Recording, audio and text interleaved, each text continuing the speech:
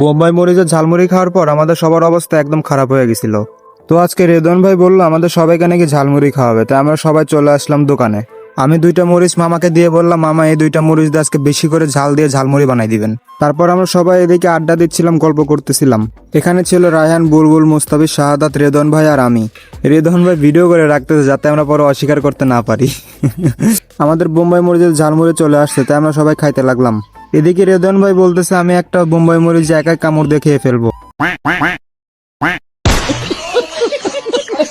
ভাই আমরা হুদায় পাগল চাতায়া দিছি, দেখেন ভাই কেমনে খাইতেছে।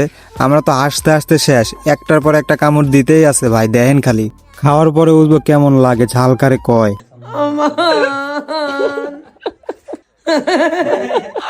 তারপর যা বুঝলাম রেদন ভাইয়ের মাথা খারাপ হয়ে গেছে, তাই আমি ধরে ধরে বাসায় নিয়ে যাচ্ছিলাম।